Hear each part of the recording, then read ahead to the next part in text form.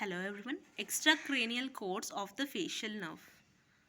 The facial nerve, after emerging from a foramen called as stylomastoid foramen at the base of the skull, between the styloid and the mastoid process of the temporal bone, after emerging from that foramen, it will enter the posteromedial aspect of the parotid gland. In the gland, it runs superficial to the retromandibular vein for about 1 centimeter and then divides as two branches, two trunks. One is a temporofacial, represented as TF there, and the CF, that is the cervicofacial. Temporofacial branch will again divide as temporal and zygomatic. Temporal branch will run upward and cross the zygomatic arch. We can see the zygomatic arch there, and the temporal branch is moving upward, crossing the zygomatic arch, whereas the zygomatic branch of the temporofacial trunk will be running below the zygomatic arch and parallel to it. Cervicofacial trunk will divide into buccal, marginal mandibular, and the cervical branches. Cervicofacial will divide as buccal. Buccal is having two things. One is the upper buccal and the lower buccal. Upper buccal will lie above the parotid duct and the lower buccal will lie below the parotid duct.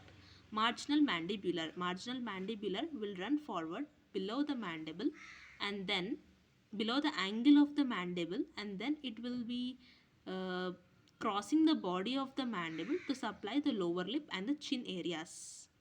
And this is the last one, cervical. It will be running downwards to enter the front of the neck to supply the platysma muscle. And besides this temporofacial and cervicofacial trunks of facial nerve, it has other branches. One is the posterior auricular nerve and the other is the posterior nerve to the posterior belly of digastric. Posterior auricular nerve, name itself is saying posterior auricular. This nerve will emerge just below the stylomastoid foramen and it will ascend in between the mastoid process and the back of the external acoustic meatus. It will supply the occipital belly of the occipitofrontalis, posterior auricularis posterior, and also the auricularis superior muscles.